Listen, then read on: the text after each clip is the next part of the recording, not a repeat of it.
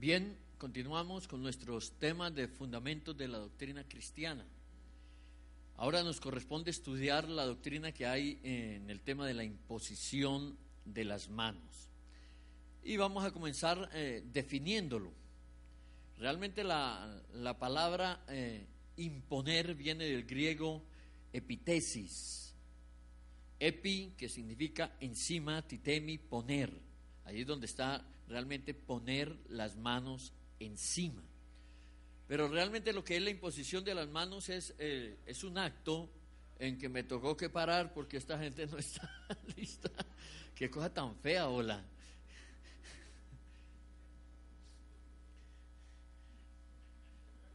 Me toca que volverme a conectar. A mí no me hagan esto. Yo no. Espérame, sí.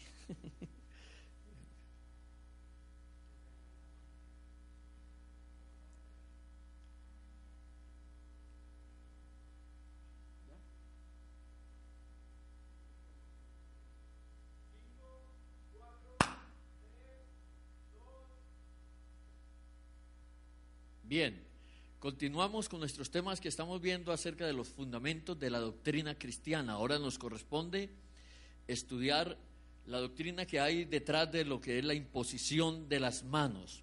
Vamos a ver la definición de lo que es imposición, que viene de la palabra griega epitesis. No sé si eso lo tengan allí en la pantalla. Epi, encima, titemi, poner las manos encima.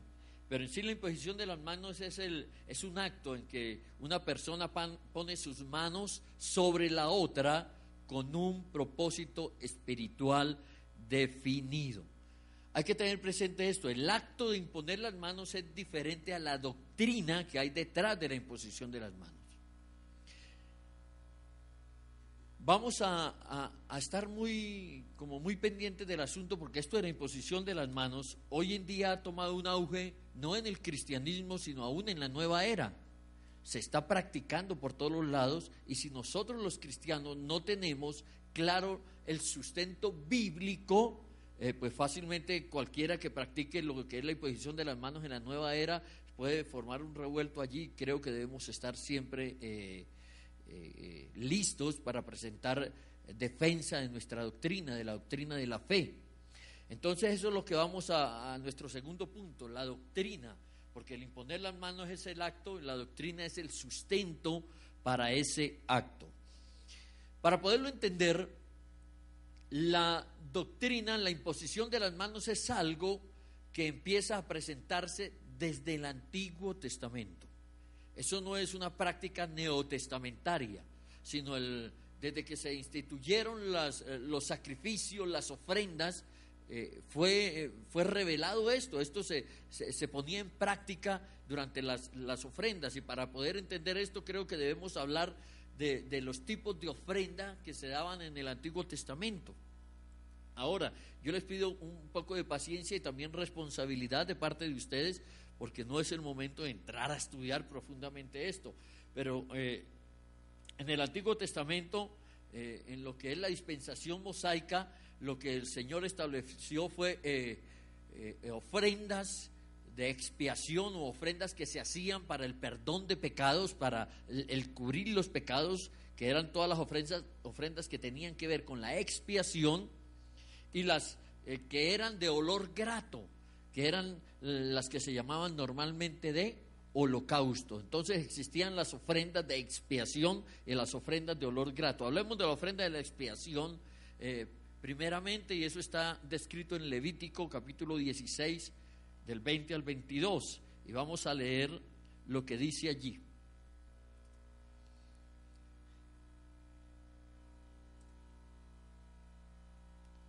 Cuando hubiere acabado de expiar el santuario y el tabernáculo de reunión y el altar, hará traer el macho cabrío vivo. Y miren lo que dice: y pondrá Aarón, el sumo sacerdote en ese momento, sus dos manos sobre la cabeza del macho cabrío vivo, y confesará sobre él todas las iniquidades de los hijos de Israel, todas sus rebeliones y todos sus pecados. Y miren lo que hay detrás de esa imposición de las manos: poniéndolos así sobre la cabeza del macho cabrío. Y lo enviará al desierto por mano de un hombre destinado para esto. Y aquel macho cabrío llevará sobre sí todas las iniquidades de ellos a tierra inhabitada y dejará ir el macho cabrío por el desierto. Entonces se dan cuenta, aquí se está describiendo un pedacito de lo que era todo lo que se hacía el día de la expiación, que eso está muy bien explicado en Levítico capítulo 16. Como les digo, paciencia y estudio de parte de ustedes, no puedo ponerme a meterme a todo el capítulo 16, no es el tema en este momento, pero allí nos describen que era la importancia de la imposición de las manos. Era necesario llevar un macho cabrío y el sumo, por los pecados, a causa de los pecados del pueblo, y lo que hacía el sumo sacerdote era, cuando venía este macho cabrío, el sumo sacerdote imponía las manos, confesaba los pecados del pueblo, y esos pecados, en palabras francas, ¿qué era lo que se hacía? Se le transmitía, se le imputaban los pecados del pueblo al animal. Bien, esto es lo que se llama, de lo que estábamos hablando en la doctrina de bautismos, identificación. Se identificaba entonces, en la expiación, se identificaba la víctima, o sea, el macho cabrío, ¿con qué? Con la condición del pueblo, con la condición del ofrendante.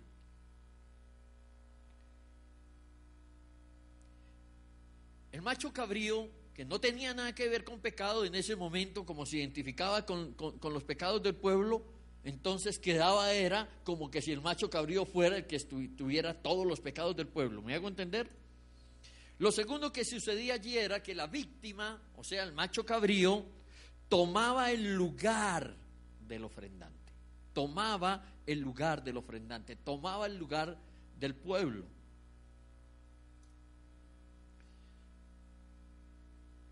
Lo tercero, la víctima, o sea, el macho cabrío, era tratada según la condición del ofrendante.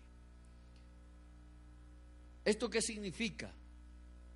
Que la condición del pueblo era ¿de qué? De pecado. Y el principio que está desde que se nos habla en el Nuevo Testamento, eso es desde la eternidad, es todo el tiempo. La paga del pecado es muerte. Lo que se merecía todo el pueblo a causa de sus pecados era ¿qué? La muerte.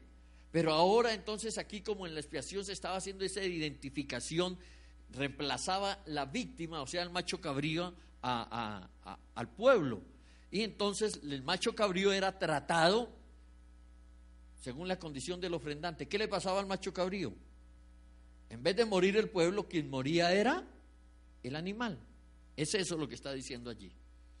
Y por último, lo que está allí en ese aspecto de identificación, y es lo más importante, es que Dios veía a la víctima a través del ofrendante. Es como que si el Señor estuviera allá, aquí entonces está el ofrendante, y el Señor veía era a la víctima a través de la condición del ofrendante. Cuando Dios veía al pueblo, ¿qué veía en el pueblo? Los pecados. Entonces veía era a la víctima que estaba tomando el lugar del pueblo, lo veía en la condición del ofrendante. ¿Está claro? Bien, esto ustedes lo deben estudiar, porque sé que no siempre se trata estos temas y no es fácil comprenderlo. Y si de pronto alguien llega ahorita que se fue a tomar el tinto y no ha llegado, ni sabe de qué estamos hablando. Holocausto.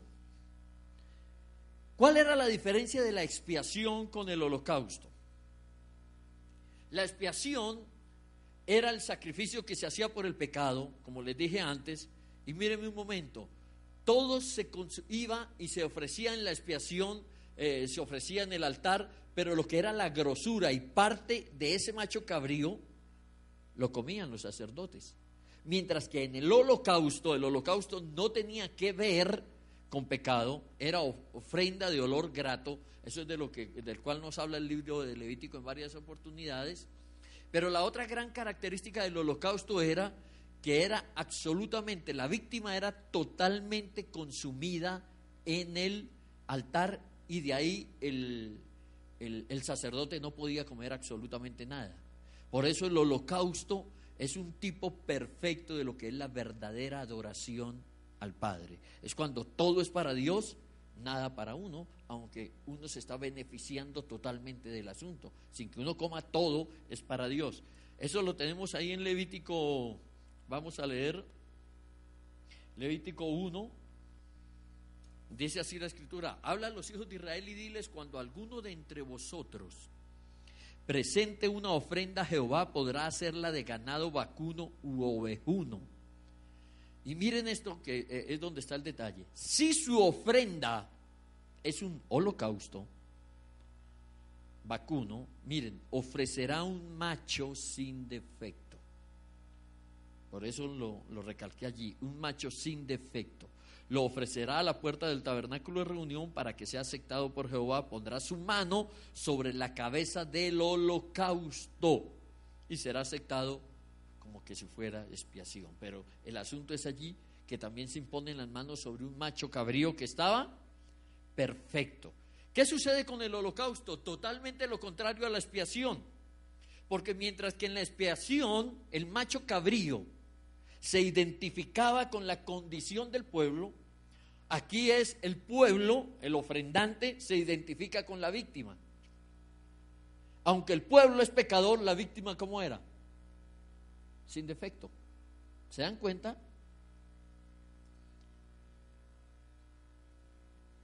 En holocausto, el ofrendante, el pueblo, es aceptado por el valor de la víctima. Por eso es que es tan importante que la víctima fuera sin ningún defecto, que fuera perfecto. En el holocausto, el ofrendante o el pueblo era tratado según la condición de la víctima. ¿Sí se dan cuenta tan tremendo? Mientras que en expiación la víctima era tratada según la condición del ofrendante. Por eso era que moría. El ofrendante es tratado aquí en el holocausto según la condición de la víctima. La condición de la víctima era perfección total. Y entonces lo más importante es que en el holocausto Dios ve al ofrendante a través de la víctima. Si la ve a través de la víctima, entonces ¿cómo ve al ofrendante o al pueblo? Perfecto, porque esa es la condición del macho cabrío. ¿Quedó claro esto? A esto es lo que se llama identificación. Fíjese que en los dos casos se habla de imposición de las manos. Guarden esto, solamente porque se los traje a colación. Primero porque para hablarles que en sí lo que es la imposición de las manos tiene como esencia la identificación, y esto va a tomar un poco de fuerza, toda su fuerza al finalizar de la clase. Esto solamente les queda para que ustedes lo sigan estudiando. Ahora, sigamos. ¿Para qué se imponen las manos?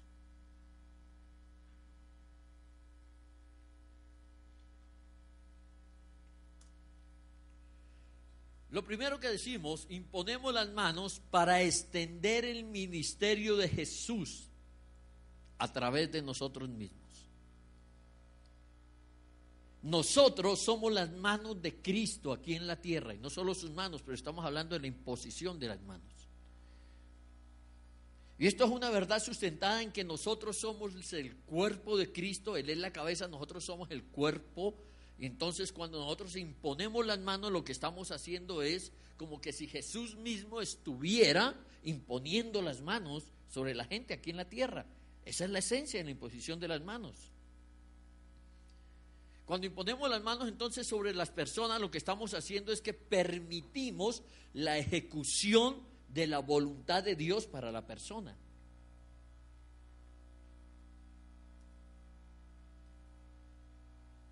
Y esto realmente se ve a través de lo que es la esencia de la imposición de las manos, que tiene estas dos partes fundamentales. Como ya vimos, la primera, identificación. Pero neotestamentariamente hablando, la esencia de la imposición de las manos es esta: impartición. Es impartir lo de Jesús, impartir la voluntad de Dios a la gente. Entonces la esencia es impartición. aunque no podemos perder de vista el hecho de la identificación. ¿Cómo lo vamos a ver? ¿Qué se imparte a través de la imposición de las manos? ¿Qué se imparte? Primero, lo que se imparte es dones. Vamos a leer los textos que tenemos allí en 2 de Timoteo, capítulo 1, verso 6. Dice así la Escritura, hablando el apóstol Pablo, hablándole a Timoteo. Dice: por lo cual te aconsejo que avives el fuego del don de Dios que está en ti por la imposición de las manos. ¿Se dan cuenta? Aviva el don de Dios que está en ti por la imposición de las manos. Leamos ahora 1 Timoteo 4:14.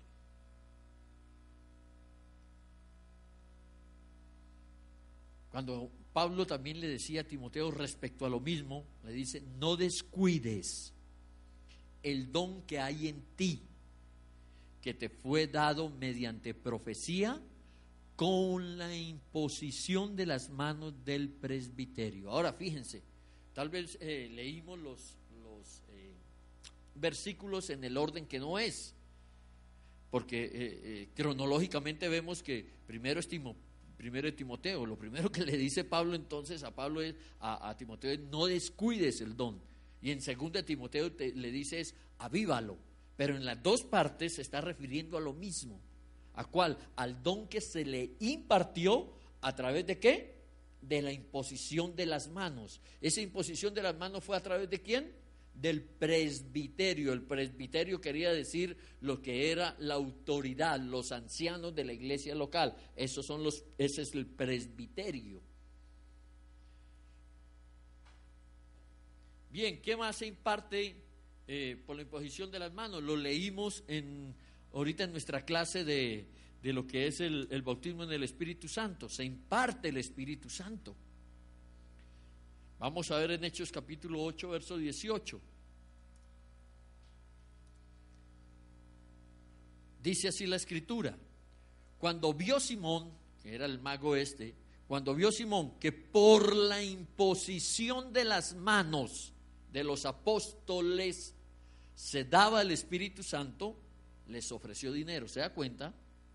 Cuando vio Simón que por la imposición de las manos de los apóstoles se daba el Espíritu Santo, les ofreció dinero diciendo: dadme también a mí este poder para que cualquiera a quien yo le impusiese las manos reciba el Espíritu Santo. Era bien evidente el asunto, ¿no? A tal punto que este mago quiso enriquecerse diciendo: no, denme el poder que yo le voy a dar también el Espíritu Santo a la gente. Entonces se imparte por medio de la imposición de las manos el Espíritu Santo.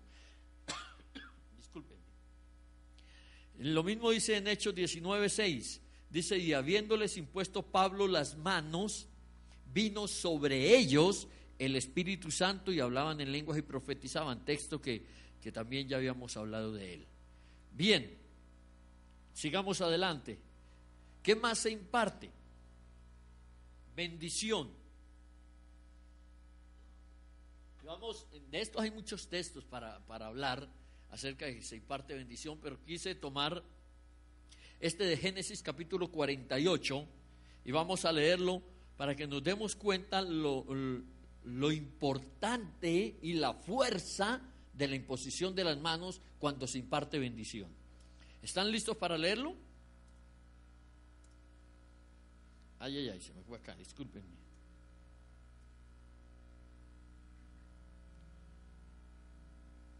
Perdónenme, que allá ustedes lo tienen.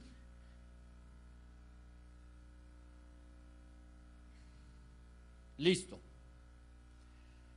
¿Qué es lo que está sucediendo allí? Es cuando José toma a sus dos hijos, al menor y al mayor, y se los presenta a Isaac, a Israel, a su papá Jacob, para que los bendijera, y allí sucede algo curioso. Miren lo que sucede. Y los tomó José a ambos, o sea, a sus hijos, a Efraín a su derecha y a su derecha, o sea, a la izquierda de Israel, y Manasés a su izquierda, o sea, a la derecha de Israel, y los acercó a él. Ahora fíjense, entonces Israel extendió su mano derecha y la puso sobre la cabeza de Efraín. ¿Efraín quién era? El menor. Ahí lo dice. Y su mano izquierda sobre la cabeza de Manasés, colocando así sus manos adrede, aunque Manasés era el ¿qué? El primogénito. Fíjense lo tremendo.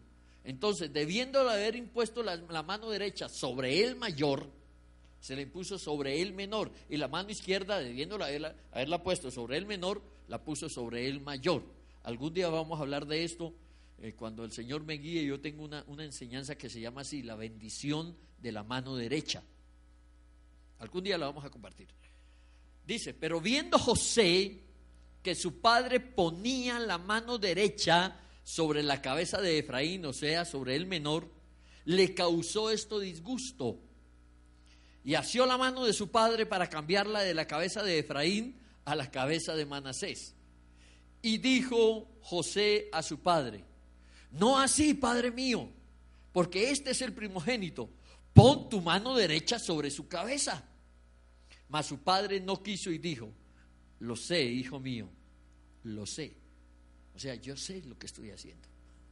No, lo sé, hijo mío, lo sé. También él vendrá a ser un pueblo y será también engrandecido.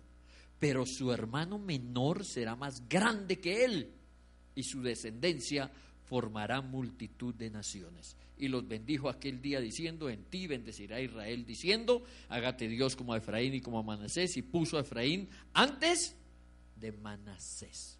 Fíjense cómo se rompe, mis amados hermanos, todo lo que era una costumbre y al fin y al cabo una orden de Dios. Quien abría la matriz era quien recibía toda la bendición. Mas sin embargo aquí, por guianza del mismo Dios, lo que hace es que Israel tenía las manos cruzadas, las tenía así, lo que realmente tenía que haberla era cruzado. ¿Para qué? Para que se cumpliera lo que se estipulaba en el pueblo de Dios. Pero el Señor que lo estaba guiando le dice: no, deja tu mano derecha sobre el menor. La bendición mayor va a ser sobre el menor. ¿Y de qué manera se estaba impartiendo? Por la imposición de las manos. Ahora, tal vez nosotros no somos lo suficientemente celosos cuando queremos bendecir a alguien. Y creo que deberíamos ser un poco más escriturales en ese sentido. Imponer las manos y hablar la palabra. Hoy en día solamente imponemos manos para que la gente se caiga. Eso no está mal, ¿sí? Y a la gente le fascina caerse, ¿no? Siempre he dicho: wow, si de la misma manera que cayéramos hacia atrás aprendiéramos a caer hacia adelante, las cosas serían diferentes. Pero entonces, fíjense la importancia de lo que es la imposición de las manos para impartir bendición. Qué buena cosa sería que eso lo hiciéramos con nuestros hijos: imponerle las manos y bendecirlos, soltar palabra, porque ese poder que tiene esto, y eso se cumplió, lo que se dice en guía del Señor por la imposición de las manos es cosa segura. Bien, ¿qué más se imparte por la imposición de las manos? Confirmación. ¿Qué es la confirmación? Es el acto para establecer la validez de algo públicamente, algo que ya realmente es conocido. Vamos a leer el hecho de lo que normalmente se dice que es la elección de los diáconos, pero realmente pues son los que servían allí a las mesas.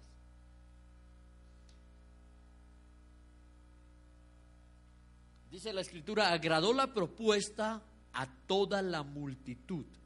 Y miren lo que dice: y eligieron a Esteban, varón lleno de fe y del Espíritu Santo, a Felipe, a Prócoro, a Nicanor, a Timón, a Parmenas y a Nicolás, prosélito de Antioquía, a los cuales presentaron ante los apóstoles, quienes orando les impusieron las manos.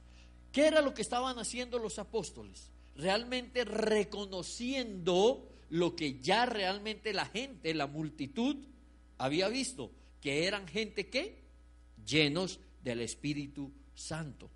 Entonces lo que estaban haciendo era confirmando lo que ya era un hecho. ¿Quedó claro esto? Era la confirmación de algo que ya la multitud había visto. Decían, estos son los que pueden servir a las mesas.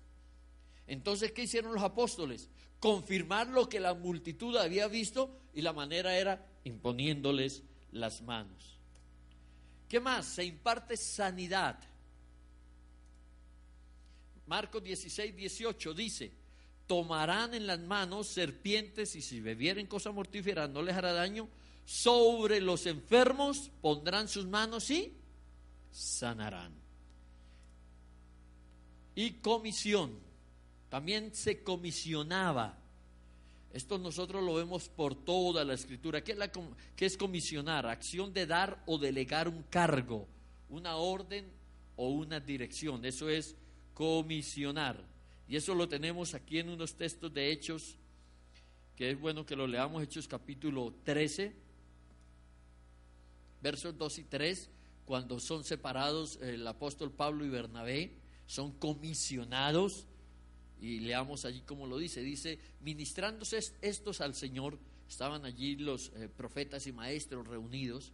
Dice: ministrando estos al Señor y ayunando, dijo el Espíritu Santo: apartadme a Bernabé y a Saulo para la obra a los que los he llamado. Entonces, habiendo ayunado y orado, les impusieron las manos, ¿y qué? Y los despidieron. Creo que es lo suficientemente claro. Ahora fíjense un caso en el Antiguo Testamento. Vamos a Deuteronomio capítulo 34 verso 9, que es cuando ya era tiempo de que fuera impartido algo sobre Josué por mano de Moisés para que siguiera al frente del pueblo. Dice: y Josué hijo de Nun fue lleno del espíritu de sabiduría. ¿Pero a causa de qué? Dice: porque Moisés había puesto sus manos sobre él. ¿Se dan cuenta? Quedó comisionado para quedar al frente del pueblo. Ahora, ¿cuál fue el resultado? Y los hijos de Israel le obedecieron. Los hijos de Israel ya reconocían que había una autoridad delegada. Entonces lo que se hace es que cuando se quiere delegar sobre alguien, se le quiere comisionar, también se imponen las manos. ¿Está claro esto? Fíjense que entonces es la esencia de lo que es la imposición de las manos, es impartir. Ahora, veamos por último lo que es la precaución al imponer las manos. Y vamos a dejar que la Escritura misma nos hable en el versículo, en el único texto que nos habla de eso en las Escrituras.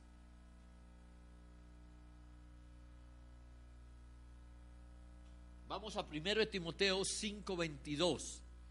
Y lo que vamos a hacer es que vamos a leerla en diferentes versiones. ¿Está claro?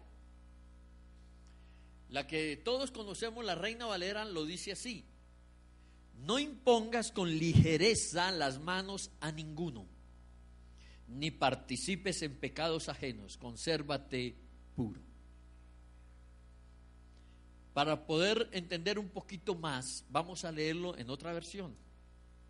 Vamos a leer la Biblia de las Américas. Mire cómo lo dice allí: no impongas las manos sobre nadie con ligereza, compartiendo así la responsabilidad por los pecados de otros. Guárdate libre de pecado. ¿Se dan cuenta cómo toma de fuerza lo que vimos al comienzo de lo que es la identificación? Porque como el hecho de imponer las manos contiene identificación, cuando tú impones las manos sobre otro y no sabes de ese otro nada, puedes estar compartiendo algo de esa otra persona. Leámoslo en la Dios habla hoy, que también nos ayuda mucho. Dice: no imponga las manos a nadie sin haberlo pensado bien, para no hacerte cómplice de los pecados de otros. Consérvate limpio de todo mal. Y por último, la Biblia del pueblo. No impongas de ligero las manos a nadie, pues así evitarás el riesgo.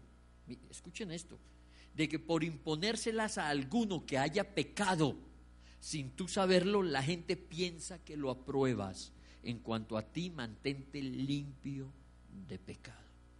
Esto es delicado. ¿En dónde está el cuidado de este asunto? Identificación. La imposición de las manos, terminando, mis amados, debe ser guiado por el Espíritu Santo. Y uno no siempre se deja guiar por el Espíritu Santo. Y creo que debemos ser celosos, a no ser que el Espíritu a uno lo guíe, y no digo que no pueda ser así. A mí a veces me preocupa, ¿no? Cuando hay momentos de administración y uno le empieza a imponer las manos a todo el mundo, a no ser que el Espíritu Santo a uno lo lleve. Hay que tener cuidado. ¿Por qué? Porque miren lo que está diciendo allí. Termino con esto, un testimonio de lo que me sucedió a mí hace muchos años, que fue exactamente esto, y se lo voy a ilustrar. Cuando nosotros comenzamos hace muchos años, les estoy hablando más o menos del año 1980, o tal vez antes, porque esto sucedió en el barrio Primavera, tal vez era el año 78, 79, en lo que en esos tiempos eran nuestras células, que eran reuniones que hacíamos en las casas. Había un grupo de hermanos y yo estaba ministrando y empecé a imponer manos. Realmente sentí del Señor hacerlo y nos hacíamos, eran grupos pequeños como de células, empecé a imponer las manos y llegué en un momento a imponerle las manos a un hermano muy especial para mí, pero yo empecé a sentir dentro de mí que no debía hacerlo. Pero imagínense esa lucha de estar ministrando en un grupo pequeño y precisamente ese hermano decir no le impongo las manos. ¿Por qué? Yo no sabía. Pero yo tenía todo un compromiso con este hombre. ¿Cuál era mi compromiso con este hombre? Yo vivía en su casa. Yo vivía en la casa de él. Entonces, ¿se imaginan en lo que yo estaba ministrando y que de pronto pasara sin ministrarle a él? Entonces me sentí, fue como obligado a hacerlo, pero el Espíritu Santo fue fiel porque conocía mi corazón. Yo le iba a poner las manos y sentía que no, y empezaba a hablar y daba la vueltica y volvía, y en el momento en que decidí hacerlo, físicamente me sucedió esto. Yo le fui a imponer las manos y fue como que si una fuerza invisible me las quitara, y yo sentí esto. Ante eso dije, gáneme el problema que me gane, no le impongo las manos a este hombre. Y seguí ministrando. Les resumo el cuento, hermanos. A los 4 días, este hermano estaba en la cárcel. ¿Se dan cuenta? Nadie sabía lo que estaba haciendo. Había defraudado, había robado a infinidad de gente a causa de su trabajo. Él trabajaba en seguros y eso. Y eso se prestaba para que él, la plata que le daban, no llevaba el dinero a donde los debía llevar. ¿Se dan cuenta? Entonces la imposición de las manos siempre debe ser bajo la guianza del Espíritu Santo. Yo imparto, pero a la vez, ¿sí? Este texto también me habla de identificación. Cuidarme de estar imponiendo las manos y de pronto estar participando de los pecados de otro. ¿Está claro? Bueno, mis amados, de esta manera terminamos entonces nuestra clase de imposición de manos, y que el Señor me los continúe bendiciendo.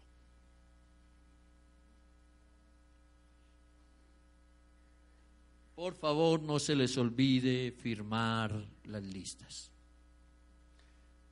Bueno, terminamos 265, vamos mejorando.